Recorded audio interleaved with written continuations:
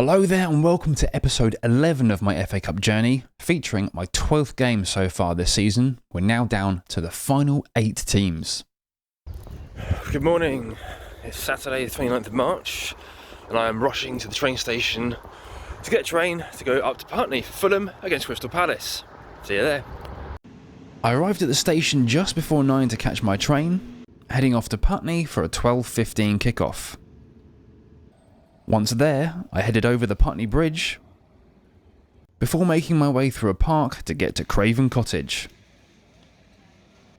Outside, the stadium still has a classic look to it, evoking what it must have been like arriving at most top-tier stadiums up until even the early 90s, when the big money started flooding in and clubs started building venues with a more modern aesthetic. Programme purchased, it was time to head in. Through the gates, I could now tick off Craven Cottage, and soon an FA Cup quarter-final. There was a deal on for beer, £3 a pint. That's ridiculously cheap for London. Although after the game I bumped into a Palace fan that I know, and it wasn't that cheap for the away fans.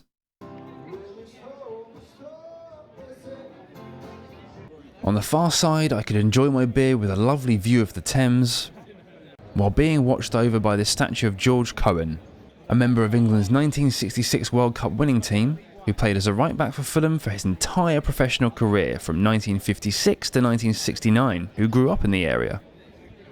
I grabbed a hot dog for an early lunch, and also picked up a free blueberry muffin. Result. Given how cheap the pints were, and the fact that I wasn't driving, I treated myself to another one using this nifty self-service machine.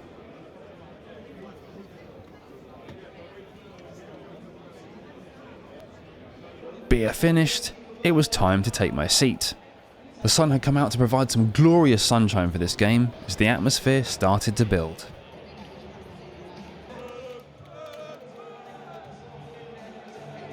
Each seat in the home areas had one of these cardboard clapper things, and a flag, either white or black, Fulham's main colours.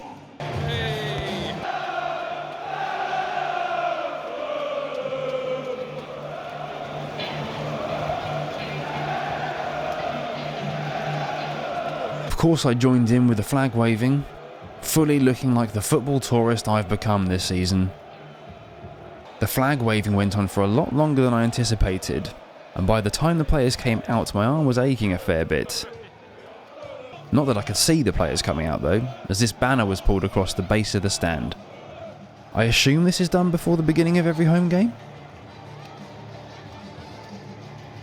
Now I could see the players, and things were about to get underway.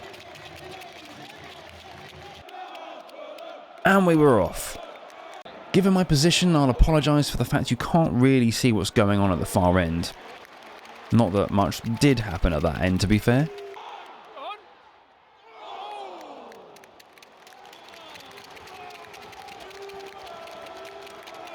Most of the play for the first half an hour was in the Palace half, but with Fulham not able to really penetrate the Eagles' backline, save for a few corners that came to nothing.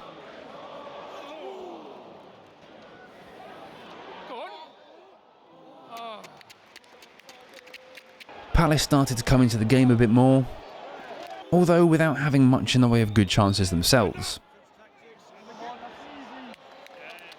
That was until the 34th minute when Eze curled a shot into the bottom right-hand corner to give the away side the lead.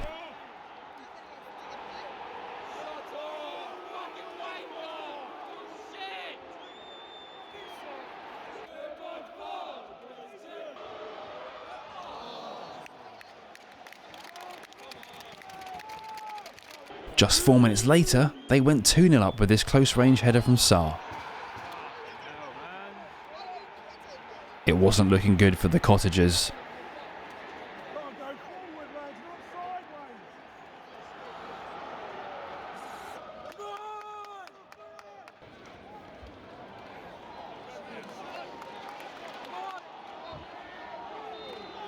Half-time, a needed break for the home side.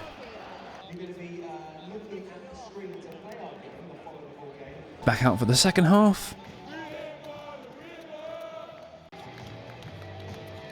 And we were underway again.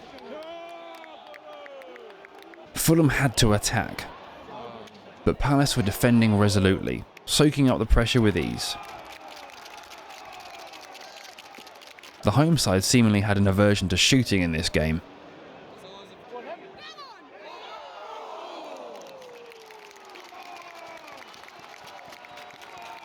Then, in the 75th minute, things went from bad to worse, with Eddie Nketiah making it 3-0. Surely game over now.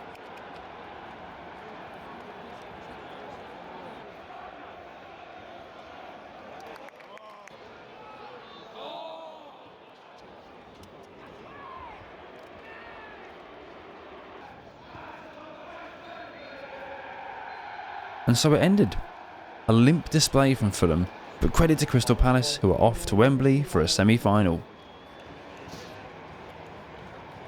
As for me, it was time to make my way home.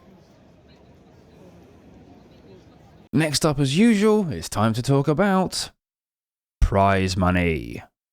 How much money did each club receive for taking part in the quarter-finals? Well, it's seemingly another round where the runners-up get nothing, but Fulham got £450,000, which is a 100% increase on the previous round. In terms of teams left in the competition that I've seen, obviously Crystal Palace, and at time of recording, Bournemouth, although their quarter-final with Man City hasn't kicked off yet, so by the time this video comes out, that might have changed. A long way to go, but come on, Bournemouth! Boo! So, Bournemouth are out as well then. I know I keep saying this, but we really are getting to the point now where, unless you pay silly money, tickets are going to be very, very hard to get. I have already found tickets to the final, but they are not at prices that I am willing to pay. Next up, though, the semi-finals. As always, wish me luck. That's all for today. Have a good one, and I'll catch you next time.